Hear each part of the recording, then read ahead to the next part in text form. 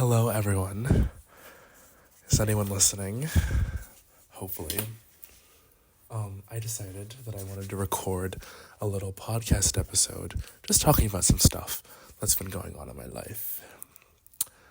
I have my journal here, and I've written down some stuff I want to talk about. So I guess we'll just get started. Recently I was on Instagram Reels, as I am usually, and there was this reel that came onto my For You page, and it was talking about how Aries and Capricorn and some other signs were, I think it was those at least, are like ending a 15-year karmic cycle, which basically just like involved a lot of struggling. And now like all of the struggle and the work that you've put in to overcome it you're going to start reaping the rewards of that. And I was like, oh my God, like, thank God. It ends on January 20th is what they said. And that's when I go back to school. And I was like, oh, thank you. Because, girl, yes, it has been a rough couple of years. And I was like, I'm really ready to be done struggling. And I've been doing a lot of work on myself. And not even in like an intentional, like, oh my God, like self-growth, like self-help way. Just like I've been in a lot of bad places and I've been struggling a lot. Just like, not even like, well, mentally, yes, for sure. But it's more so because of the circumstances that I'm in. And the like situations that I've been, I don't know. So I've been like,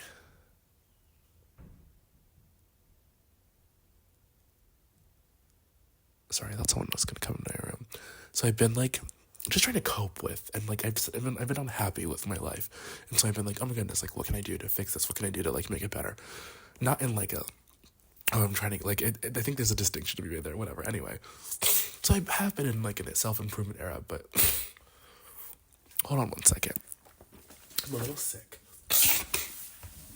So, I need to get some tissue. We ran out of tissue in my house. So, I'm using napkins. Open these up.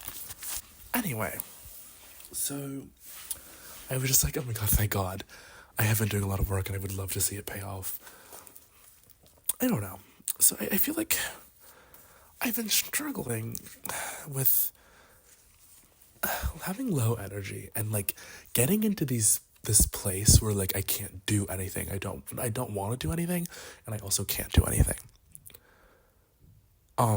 So here's an example of that happening. This year, I was taking this class called Introduction to Social Studies. It's actually really cool. It's about we're reading a bunch of like social theorists, like going back to Thomas Hobbes and forward.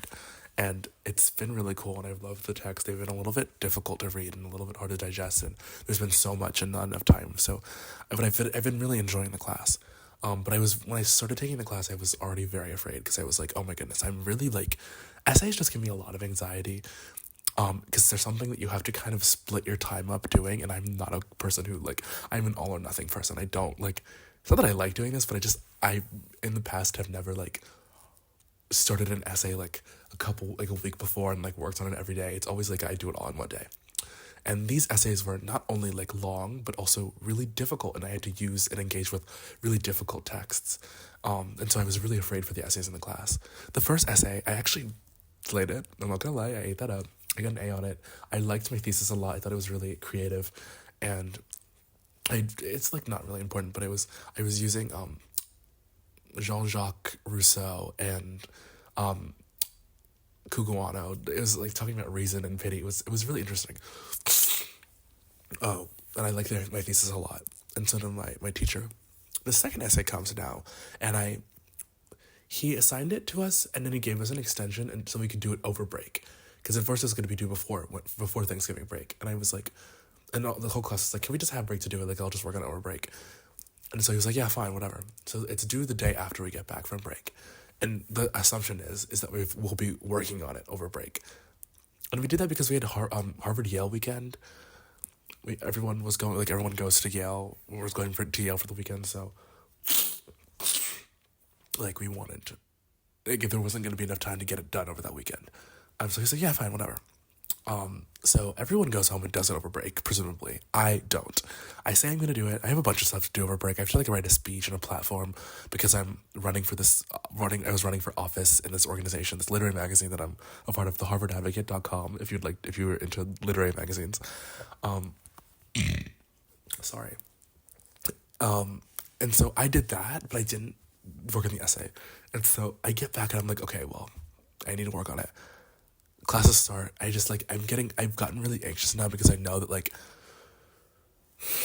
one second.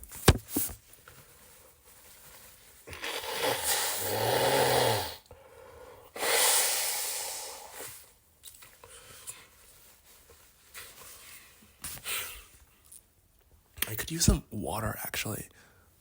It's too much work.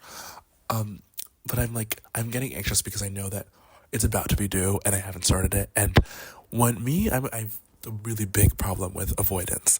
And so whenever I get really anxious, I do whatever I can, not like intentionally, but it's the response that my mind takes to avoid it. I'm always like, so like when I have a lot of work to do, for example, like I'm overwhelmed and anxious about how much work I do, I tend to avoid it. So I'm like, I don't want to do this. It's terrifying me. I've had moments like in high school when I did the international baccalaureate program. I had to write so many essays my senior fall, and on top of my college application essays, like it was just crazy. And I got to a point where I was so overwhelmed, and I'm avoiding all of these essays, and the deadlines keep passing and passing. But I was like, I'm so scared, and I just couldn't do anything. And so that was what's happening with this. I didn't turn it in, and then I was like, okay, I have to email this guy before we have our like section meeting for the class. And so I email him, and I'm like, I'm so sorry, like I haven't turned it in. I've been home. It was a little bit more stressful than I thought. My parents are getting divorced, so it was a little bit like weird.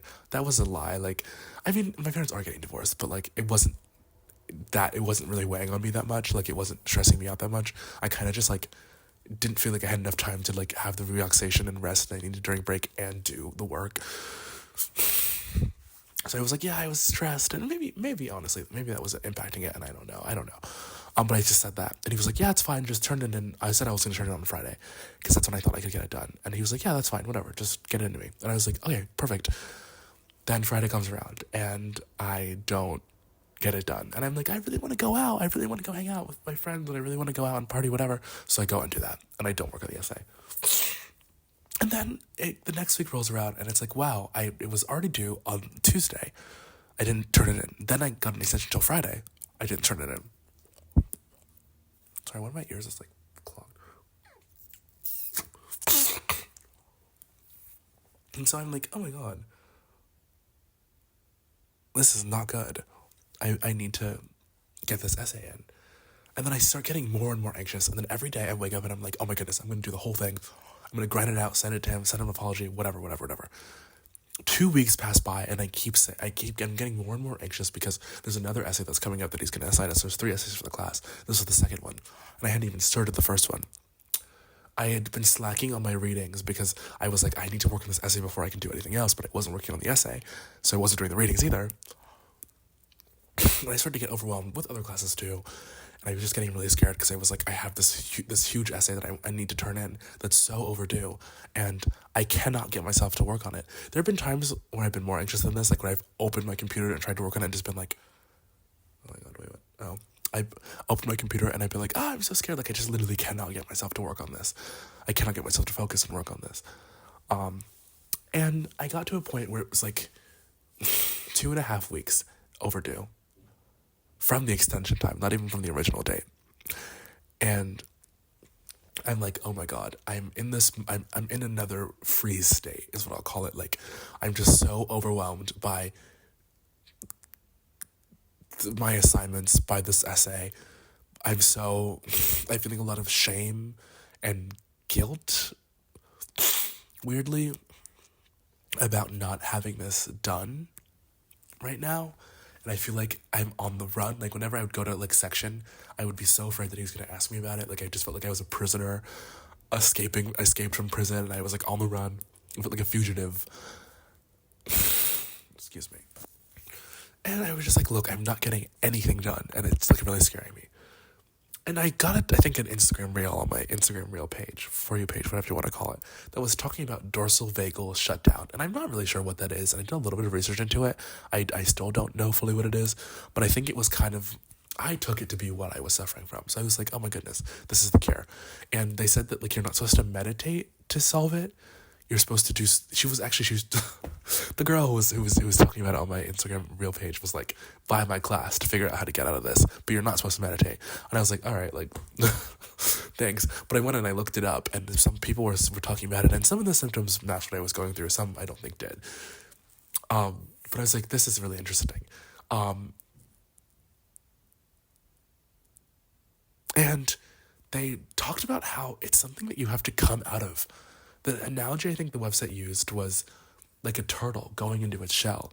To get a turtle to come out of its shell, you don't take it up and like shake it around and try and pull it out, because it's not going to come out. What you have to do is calm it down and make its environment feel like one that is safe, so that it'll gradually emerge from its shell.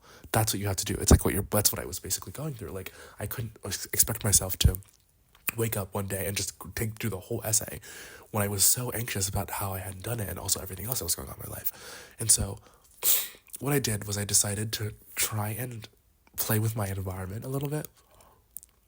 So I was like, let me change the lighting in my room. Or first let me go in my room and work, because I kind of want to be alone. I don't want to be in a public place right now.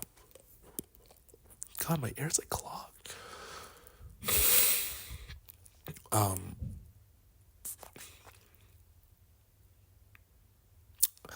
Let me go back to my room. Let me play with the lighting in here. Let me get in my bed. Do I feel more comfortable in my bed? Let me put a blanket on. Let me change my clothes. Let me look around my room and feel the fact that I'm safe. Like just inspect my physical surroundings and understand and affirm to myself that I am safe and I'm in a comfortable environment. So that was the first thing. And I think that really helped to just ground myself a little bit. And then I was like, all right, let me just try and do literally anything for this essay. Literally anything. And so what I did that day was I opened the doc and I put the title in, I put my name, and I put the two texts that I was going to be engaging with. Like, I just wrote the titles of them, and I was like, well, that's enough. Went to sleep. The next day, I wrote maybe like 20 words. The next day, I thought a little bit about a thesis. I used the Pomodoro method, which usually helps me a lot, where if you don't know what it is, you set a timer for 25 minutes, I think, and then you take a 5-minute break. And then you'll work for that 25 minutes, and then you take a 5-minute break or a 10-minute break. And you kind of just repeat that. And oftentimes, like, you'll work for 25 minutes or 20 minutes or whatever it is, and you'll be like, oh, actually, like, I'm getting into a groove. I actually want to keep working on this. And that happens to me a lot. But sometimes it doesn't. And sometimes you have to shorten the interval to 10 minutes or 5 minutes or literally, like, anything. But a lot of times it does really help. So I was doing that, and slowly but surely I wrote a thesis. I started thinking about the essay. I started figuring out, because the thing about an essay is it's not just like sitting down and writing, especially when you have to use text to do it, or if it's like a research paper. You have to figure out what sources you're going to engage with. You have to make sure that you understand. Like, for me, this essay was a comparison between two texts. So I had to make sure that I had read the text, which I hadn't really fully done. I'm not going to lie. And so I had to do that. I had to make sure I understood the text. I had to make sure that I had to think about, like, where they could interact with each other, how they could engage with each other. And then I had to figure out, where did I fit into this? Like, what did I think? Because I feel like the prompt was a little bit like, my teacher who wrote the prompt wanted us to, like, it felt like it didn't feel so me. And the thing about me is I need to write an essay that I actually am interested in. Like, I don't work well when I'm just writing to, like, get it done with. So I had to figure out, what about this interests me, and what do I want to say about this, and what can I use from this author to, like, reject this author, or, like, buttress this author, or, like, complicate this author.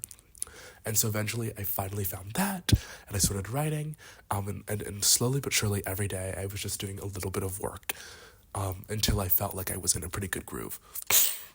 And I finished the essay, and I turned it to him, and I was like, actually, he emailed me, I think, and was like, where's the essay? Like, you haven't turned it in, like, and he was like, if you're, like, feeling overwhelmed, it's fine, whatever. And I was like, oh my God, thank you for being so kind. I didn't expect you to be this kind.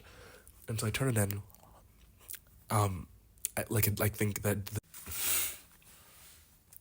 Okay, sorry, my camera turned off. So I turned it in maybe a day after he sent me that email, whatever, and he didn't take any late points off, which was, oh my god, thank you so much. And I got it done, and then I was really overwhelmed because I had a bunch of essays overdue for another class that I was in, my philosophy class. And I made a plan, and I communicated to my teachers, and I was like, here's where I'm at. I'm really overwhelmed right now. And they were understanding. And honestly, a lot of people are not very lucky and have teachers that are not understanding or don't really, are not lenient like that. And I was very lucky to have teachers that did, so I'm really appreciative of that. But I was able to make a plan for what I could get done, and it seemed reasonable. It was definitely like kind of back to back, grinding out essays, but like I found a work groove. I was doing a lot of work in my room alone, where I wouldn't be distracted, where I had a chance to talk to myself and figure out ideas. And slowly but surely, I got all the essays in, and I got straight A's this semester, which was a combination of luck and perseverance and like management of my emotions and the state that I was in. But I'm really proud of myself for that. And I think through that, and this is not the first, this happens to me all the time. Like, this is very regular. This is kind of the first time that I felt like I really got through it and didn't, because this happened to me last semester. Like, I had a bunch of essays overdue, and I had to petition the ad board of my school to get an extension to turn in the papers after the semester had ended. And they granted it to me. And that was like, there was a lot of stuff going on, though. My sister had a suicide attempt, and it was just really stressful for me and my family. And it was made the semester pretty difficult. So they gave me that extension because of that. But like, I was working. I had like so many, like 7 essays, I think, to work on. It was bad, and I had to do them after the semester ended. And this time, I didn't have to do that, which was really nice. So this was like the first time I felt like I'd actually gotten myself through that, and I feel like I've realized that my body is something that I don't have like full control over, or like maybe not. That's not the right way to put it. It's not something that I have instant control over. Like, I cannot instantly make anxiety go away, or I cannot instantly make myself get out of bed and stop rotting when I have no energy, and live a full, fulfilling life. I can't do those things instantly, but what I can do is not use my body as a tool to like grind essays out or whatever it is. I can work with my body and my energy levels and my emotions to try and get myself to a point where I feel like I can get everything done. And so like that involves changing my environment, making my environment feel like a place that feels safe and productive. And if I don't like the environment, change it or leaving it. I think I've also worked on like self-acceptance, like just accepting like that I'm in a freeze state, or I have dorsal vagal shutdown, or whatever you want to call it. I have like a problem right now. I'm feeling very anxious. This is really annoying me.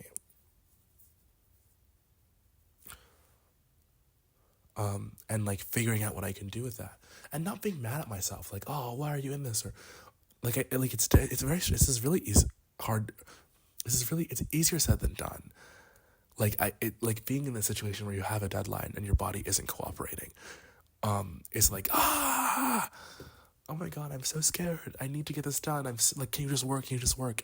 But I think I've kind of just realized that like it's never, like, my body just can't do that. Maybe other people who can do that, I can't. And I need to like maintaining energy levels and motivation is something that I have to do very far in advance.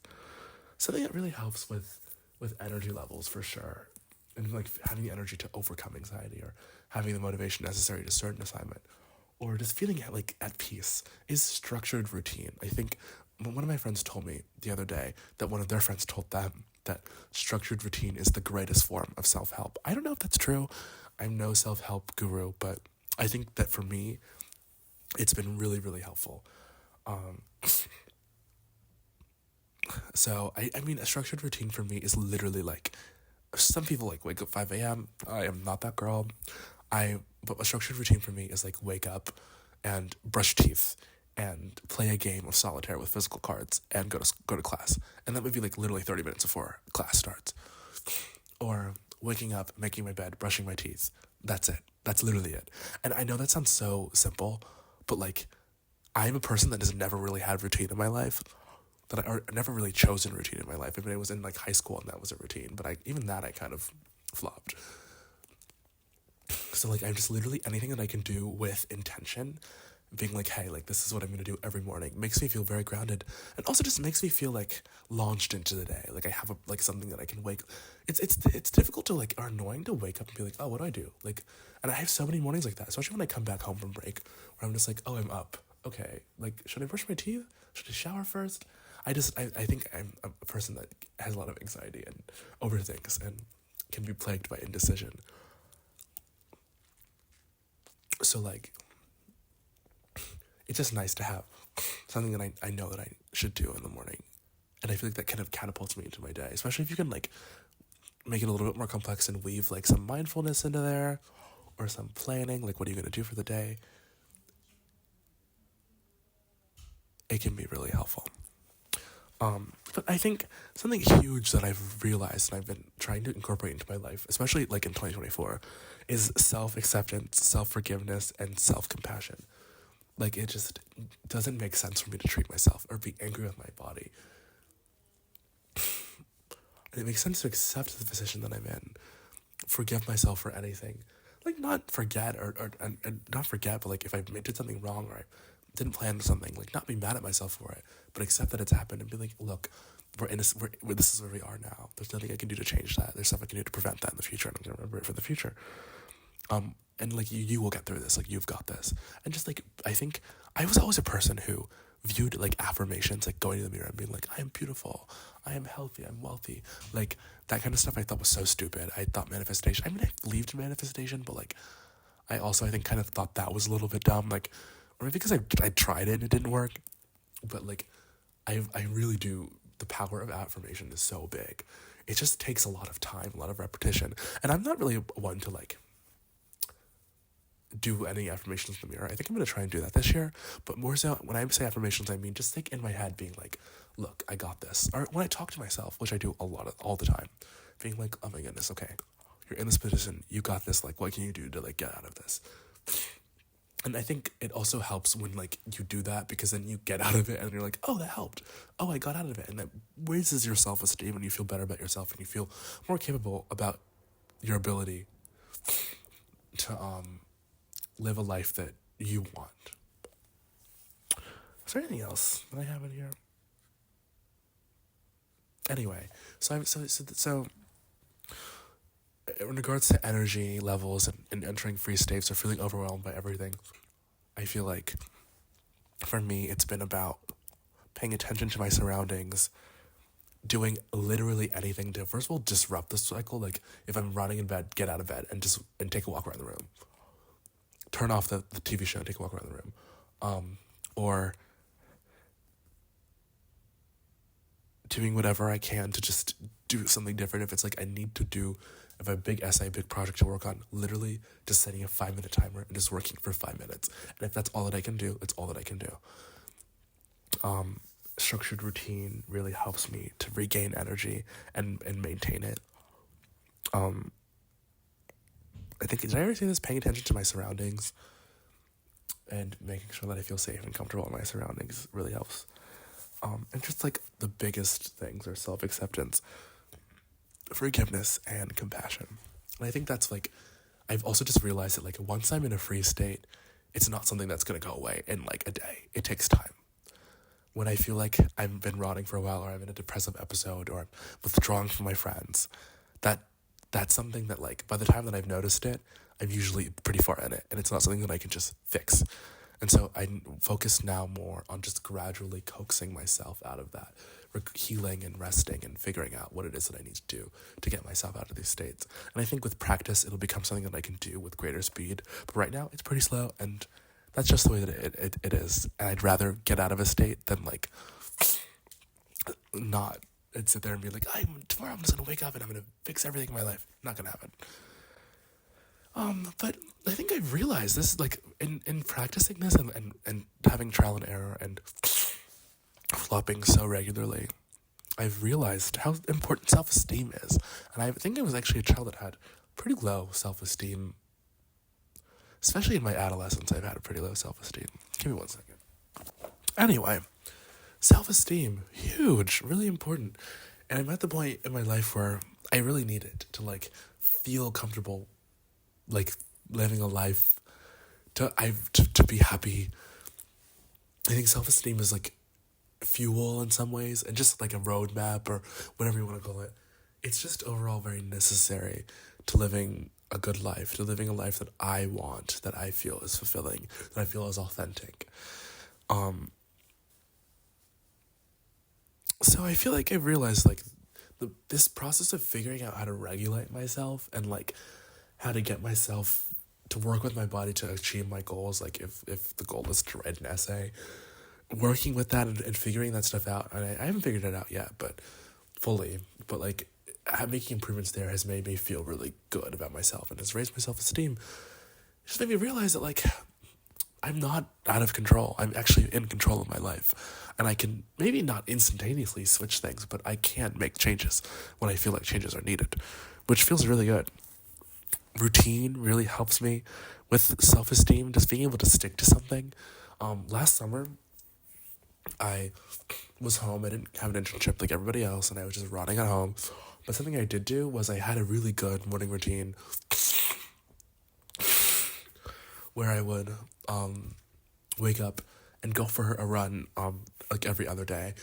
So I was exercising a lot, which was really good, and I was building workouts for the week where I would be like, all right, like I'm gonna run 20 minutes this day, and then 30 minutes that day, and then 40 minutes the next day, and I just kept doing stuff like that, and I was getting better, and I was building endurance, and I was just feeling really good about myself. That I was like, I mean, it's one thing that I feel like you feel like God when you're like changing your body, like you see you're losing weight, and you're getting toned, and you could run longer distances. When you feel your stamina like increase, that already is like a big like whoa. It's crazy how in control I am of this.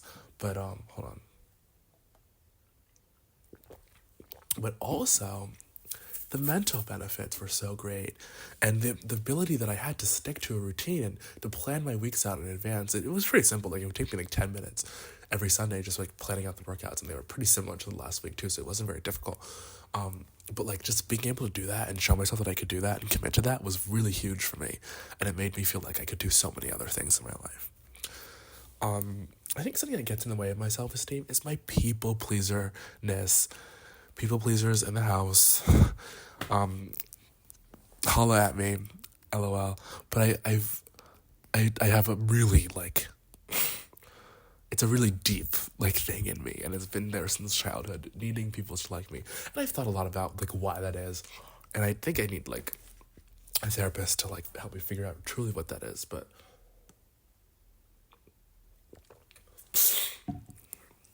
it's something that I definitely struggle with, and so some stuff that's helped me like in that regard better my self-esteem is saying no to people. I always used to feel so bad when I'd be like, oh sorry, I don't want to hang out, or I'm feeling too tired to hang out, or whatever, or I'm too busy, or I don't want to study with you.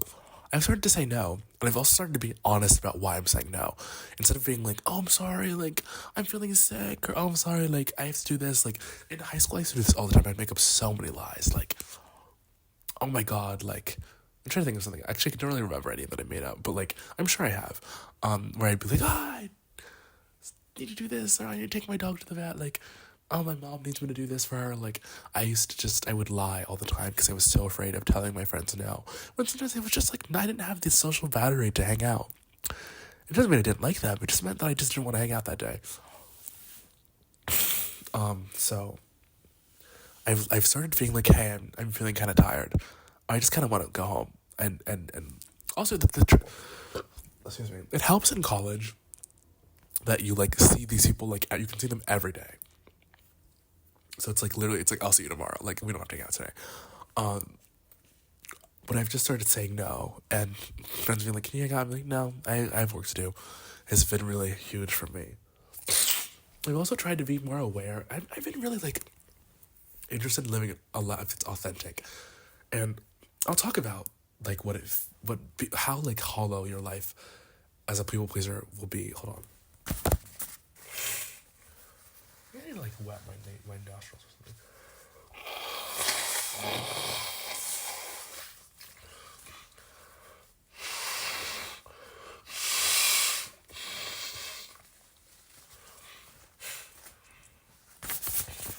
my like nostrils are like dry as fuck right now.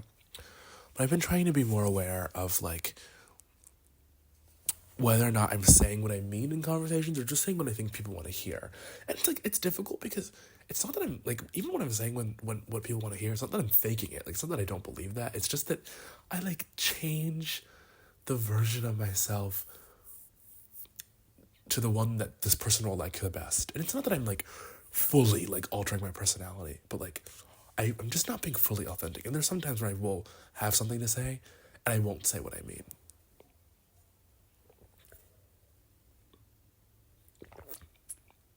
So like sometimes I'll like I disagree with my friends more, which, and it's like I don't like, it doesn't mean they're gonna hate me. It doesn't mean that they think less of me. It just means we have differing opinions. And so I've been trying to do that, like just be aware of like people pleaser tendencies when I'm like in conversation with people, and just trying to correct those as best as I can. So that's been really huge. But I think life as a people pleaser, like you really, when you exist to please people, you really like feel empty inside.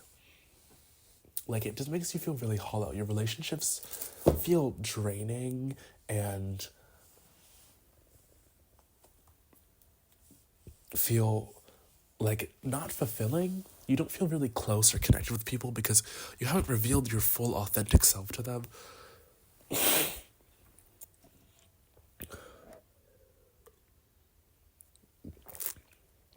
And I think the way that it's manifested for me is I've ghosted my friends on several occasions, where sometimes I'm just like, I think I have ADHD, and there's other things involved there too, anxiety and whatever, and social anxiety and all that.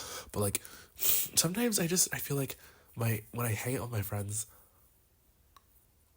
my time, like I'm there to serve them. Like, they don't really ask me questions about my life. Well, and this is not all of them, but some of them. They don't ask me questions about my life. And then part of that is because I'm not a very vulnerable person. I don't offer up a lot. But don't ask me questions about my life. I don't feel like, and it's part of, don't feel like they're engaging with me in the way that I'm engaging with them. I'm oftentimes a therapist friend for people, and so they're coming with their problems and they vent and I help them, and I probe them, and I hopefully enlighten them in some ways. Hold on.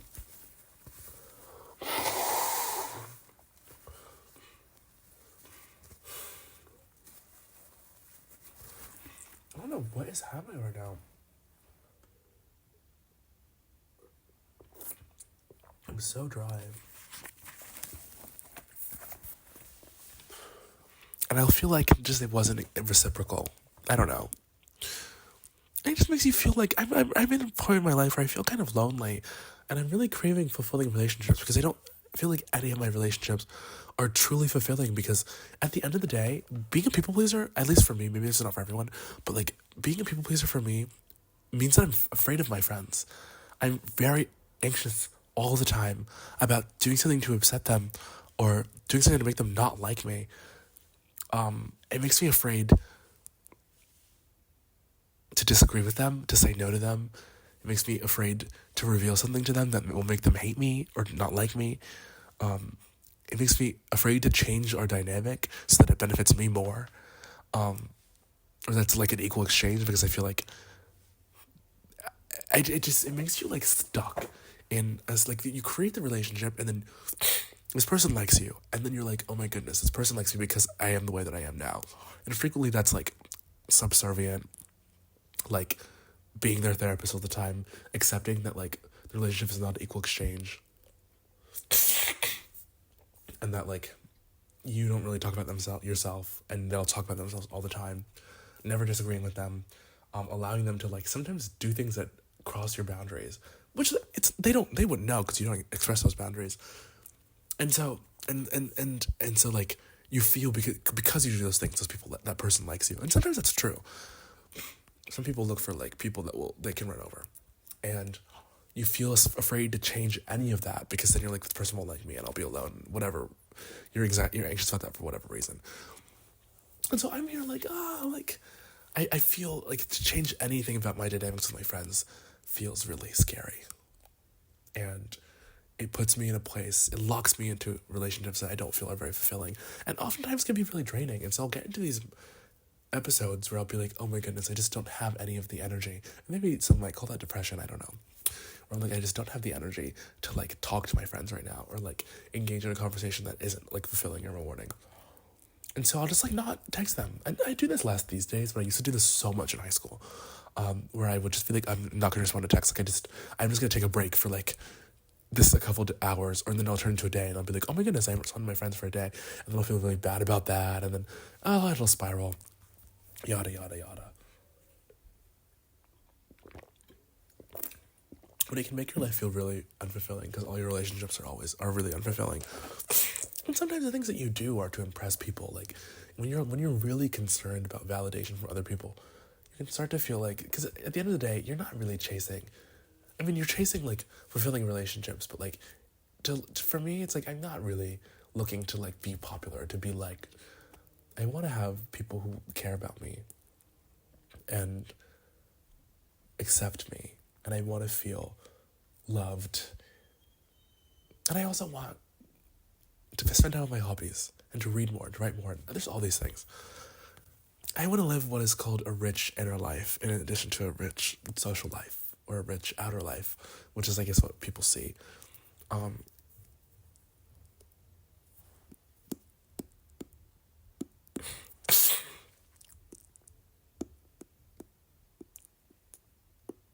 So I'm trying to work on not being a people pleaser to help with that, but like more on this rich inner life conversation. I feel like I was having this era where I was feeling really boring. I have this friend who's so interesting. She is an amazing writer and is always thinking and has so many thoughts all the time on everything. And she's a really interesting person to have a conversation with because I just like, you could really like talk about a lot of stuff with her. And she is like really passionate about so many things and has found a niche in our school community kind of where like people are similarly passionate. And I'm also kind of a part of that. And I feel like I find myself in conversation like being, I'm have you ever met someone who is too committed to the bit? Like, whenever you have a conversation with them, they're kind of doing like an improv set with you. And it's like all about being funny and laughing and making jokes, which I really love conversations like that. I think they can be really fun. But sometimes it's like, oh my God, there's this one girl that I know. I don't think I've ever had a real conversation with her. And we've talked like a lot. Like a lot. I love her. She's great. She's so nice. And she's so funny. And I mean, we're not that close friends. Like, I don't need to have a real conversation with her. But I will say that I've never once feel like I've had a real conversation with her. Every conversation has been a bit. Sometimes I feel like I can lean into that a little bit too much and not try and connect with people as much as I'd like, at least. And I have this friend who conversely is all about connecting with people. I don't say she doesn't laugh and joke, like she's funny, but she also like does a really good job, from what I've seen, of like connecting with people and talking to them and genuinely like having a substantive, fulfilling like conversation. And not every conversation needs to be like that, but I like conversations that feel a little bit like I just want to feel like I'm connecting with a person. And there's a lot of things that go into that, but and I've noticed that I feel like I don't have that much to talk about these days, and so I've been feeling a little bit boring. And my school, I go to Harvard, cat's out of the bag. I go to Harvard, and we have what are called finals clubs, which are like basically like frats, except they're like a lot more fancy, and we have these beautiful mansion houses, and people don't live there. They live in their like dorms, but they like go there for lunches and parties and stuff. And how you join one of these clubs is you have to be punched. Basically, they're like invite only. So what a punch is, when you're punched, it means you were invited to like rush the club. So they'll slide a note under your door, and it'll be like, you're cordially invited to the garden party. The Fly Club cordially invites you to a garden party at this time, whatever. And you go, and basically you just talk to people like if they like you enough. Well, it's not actually really about liking, but whatever. You'll make it through the rounds. There's 4 rounds, and if you make it through all 4 rounds, you're in the club. So I was punched for a couple clubs, and my camera just died. I need to charge this. Give me a second. Okay, my camera just died, so I guess it's just gonna be an audio only moment now. But basically, I was punched for a couple clubs. So I was charging the battery on my camera. And I go to these events, and they're mainly centered around talking. You go there, you're supposed to talk to people in the club, and the idea is that you impress them, and you make them remember you, and they like you, and they'll invite you to the next round. Honestly, to get into these clubs, it's really important that you know someone who's already in one, so they can fight for you in the deliberation process.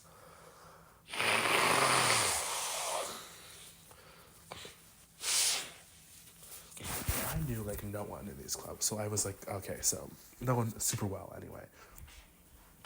So I was like, I thought my chances were already pretty slim, but I guess I thought that it was somewhere more about like them liking you as a person, like you had a good vibe. And I was like, well, I feel like I can hold a conversation, I can have a good vibe.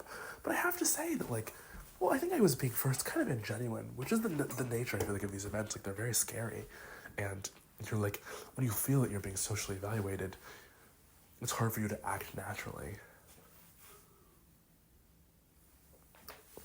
But I just found that I wasn't really able to connect with people without like needing to like make them laugh. I kind of felt like I was like a monkey, like going there and trying to like do a little trick for the people.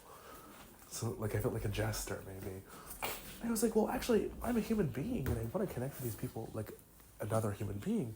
But I'm struggling to like talk about things, or I'm not feeling like I'm very interesting, and I feel like I'm not being very authentic, which is like, no one is fully authentic in these things, but like, I wasn't comfortable with how inauthentic I was being, and I felt like the clothes that I was wearing and the vibe that I was presenting didn't feel like me. And so that was really confusing, because I was like, well, who am I? And then I started to think, like, because I got cut, I didn't get into any of them, I got cut after second round for all of them. Well, I was cut first round for 2, and I was cut second round for 1. And there's 4 rounds. And I didn't do very well. Like, that's not a good, like, most people make it farther. I don't know about most people, but, like, that's not a good, like, I didn't do very well, is what I'm trying to say. And I kind of got into a crisis, because I was like, am I not interesting anymore? Do people not like me? And around the same time, I started to feel like people weren't really interested in talking to me as much as they used to be. Like, I used to see a lot of people out on the weekends at night, and I would talk to people and make like a little acquaintance relationships, and I would see those people in the day, and they would talk to me, whatever, or they would see me at a party and they'd come and say hi. And then I noticed that it seemed like no one was really that interested in me, and all the interest went towards the people with the finals, who were in the finals clubs or project finals clubs. And I was like, oh, that's interesting. And you know, most people would be like, see that and be like, whoa, like, these people are terrible, like, look at how superficial the standards are there, or whatever. And true, yes, that is true, but I was also just feeling like, wait a minute, like, why does no one want to be my friend anymore? And I started to get really self-conscious about that, and it was like, well, I don't feel like I'm particularly interesting these days. And I'm like, what? I don't know. And I just didn't feel like I was connecting with anyone who I talked to at the clubs. And I just didn't feel like I was connecting with anyone I was trying to make friends with in real life. And I was having this identity crisis where I was like, who am I? And why am I so boring? And why do I have no interests? And I did this thing when I came back to school. This is before Punch, actually, where I was like, I'm going to be celibate. Last year, I was... Honestly, when I think about it, my biggest hobby was being obsessed with people, like, romantically. Like, I would find someone, and I'd be like, oh, huge crush on them. I think a part of it was just, like, the sensational nature of being away from home at college. I was really excited to, like, get out of my house. My parents are not accepting, like, I'm not out to them. And so I was really excited to be free of that and go to college and, like, make gay friends and hook up with people and just have my debut in the world of sex and romance. Which I definitely, like, my parents were actively, like, trying to prevent me from doing any of that kind of stuff. I'm not going to get too much into it, but, like, it was definitely not a possibility in my house. And so I was really excited to do that. And so I think I was kind of like a caged, like, dog. I'd come out and I was like, yes, I'm so excited. And honestly, I didn't really hook up with that many people. Like, I didn't have like full penetrative sex or anything, but I did have like 1 or 2 hookups and a little situationship with a guy on my floor. And I think there was a lot of moments that year where I was like, oh, I'm so bored. I need to like have sex. I need to find someone to like hook up with or have a situationship with. Like that is going to make my life interesting. That is what I want to be doing. Which is like, I'm not saying that was like bad. I think it would have been interesting, and I think it was, I still do want to like explore the world of sex and romance, but I think it was something that I was using to like, where I was like, well, I viewed my life getting interesting via that, when there's so many other ways that could have been happening.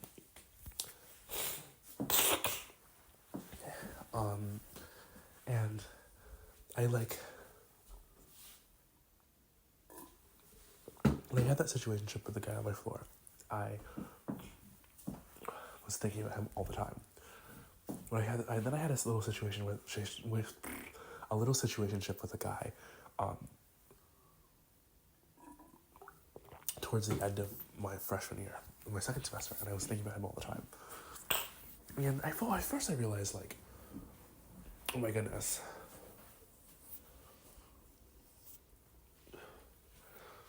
I have a bunch of missing assignments, and like my family is having all these problems, and I'm really stressed and anxious, and I think I'm using this limerence, is what they call it, like being obsessed with someone and thinking about them all the time, to escape, like, to escape these negative emotions, and or to regulate them, and like that isn't healthy. Also, the guy that I was obsessed with was like not a good person, and I think also, like, I was doing this thing where every single time I'd meet someone who was a guy who was gay, I would like, or even just a guy, to be honest with you, I would put this pressure on myself for them to be attracted to me. When it's like, I actually do want to just connect with this human being on the other side of me, and not feel like this person is someone who I need to like lead to like me, or like affirm me sexually or whatever. And I think it was a mix of just being like wanting to hook up and like wanting to have those experiences, and also just wanting to feel desirable and stuff. And at that time I had been like trying to lose weight, and I had been like having a little bit of weird unhealthy relationship with eating, and these were all kind of related things. And I just was like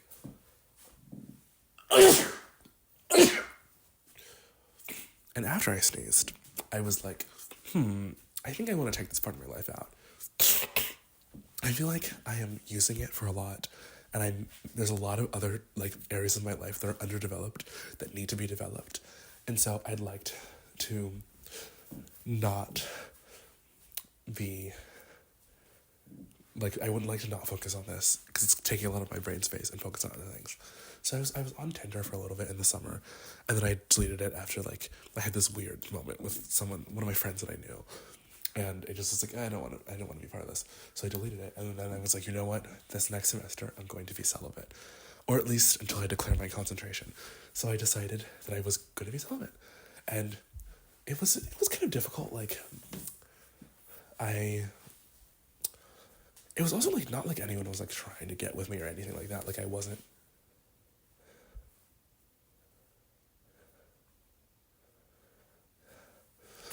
like actively warding off or saying no, which I think made it a little bit difficult in the beginning, because I like didn't feel like it was that different from my everyday life. But as I decided, I kept trying to like correct my thoughts and like enter relationship conversations with men, just talking to them and trying to get to know them, rather than like going out and being like, I'm going out with my friends this weekend, I'm not looking to hook up with anyone. Not having that as like an outward goal made me feel really good. And I think just like saying to myself that I was celibate, and like then being like, well, I have to focus on other things in my life, made me pull out some of my passions. In the summer, I started reading more, and I made a reading list.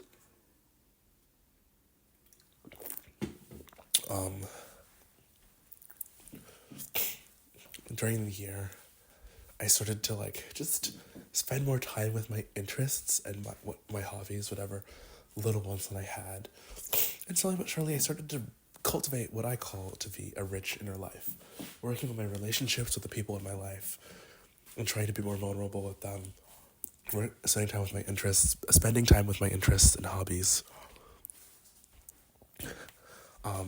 Recently I've been really into like making lists of things that I'm just like randomly obsessed with. For example, like I've been watching Tate McRae's choreography performances on like Saturday Night Live, Billboard, music videos, and I've been loving them a lot. They're choreographed by this guy named Sean Bankhead, and he's really talented. And I've just loving the visuals. And instead of just being like, oh wow, that's so random that I'm obsessed with this right now, like I've just been watching this over and over, I've decided to take it seriously as an interest and be like, well, let me look at more of Sean Bankhead's choreography. What do I like about this? What do I appreciate about this? And try to figure out personally like where I connect to this, because it's not actually just a random interest. There's actually something deeper at play here. So I've been making a lot of lists like that.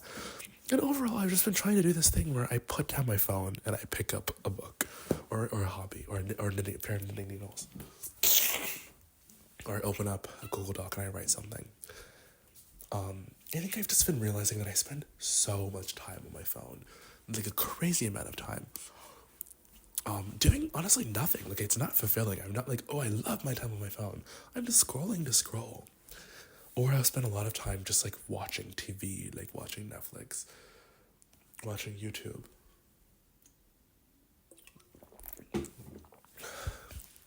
And it's just like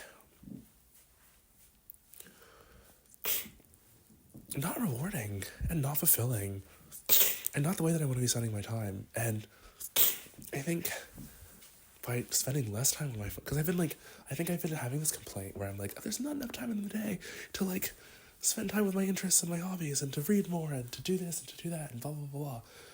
And I realized that there isn't, that's true, because you're spending the time that you should be spending doing that stuff on your phone. And so I've been I put my phone on grayscale, which is not honestly been the most helpful thing, but so I've been trying to use it less and pick up books more. I think I've kind of fallen off since coming back home and rotting a little bit, but I've been trying to do it. I think I've also just realized that reading is the way that like you learn new things and you encounter new ideas. I think I've been kind of feeling bored until I took the class that I took, the social studies class and the philosophy class that I took this semester, which were really great. But it wasn't until I took those classes and I had to do the readings for those that I was like, wait a minute, this is where all the new ideas are. I was getting bored because like everyone's saying the same things, like I'm thinking the same thoughts, like, and nothing is interesting to me anymore. It wasn't until I discovered philosophy for real, or I discovered social theory for real, that I was like, there's so much here to think about. And this is where you encounter a lot of good new ideas. Not the only place, but it's a really good place to encounter new ideas. And so I've been trying to read more. Have I been doing it to the extent that I want to? Absolutely not. I'm actually doing barely any reading right now, but I'm trying to. If you want to know what I'm reading right now, I'm reading this book called Everyday Utopia by Kristen Godsey, who's this anthropologist at University of Pennsylvania. I believe it's what 2,000 years of wild experiments can teach us about the good life. Basically just exploring like utopian projects across the globe.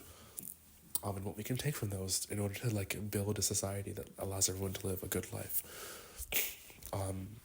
I've just been really interested in utopian politics and policy, and so I was really excited to read that. My teacher for my social studies class actually introduced that to me. I've been trying to read some Marx recently because I am thinking about applying to this newspaper in New York for an internship this summer called Jacobin.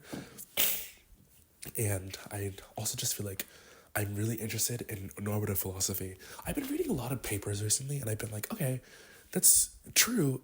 You've clarified something for me. I understand this phenomenon better, but like what to do. Like I read this paper with my friends the other day called The Right to Sex. It's really great. It's so good. And basically the conclusion that she comes to is that we have to all transfigure our desire. Like we don't owe people our desire. We don't owe people that. But we have to also recognize that like our desire is determined by a lot of unhealthy, oppressive standards, and there's things that we can do to like rid our mind of that and make our desire something that is more equitable.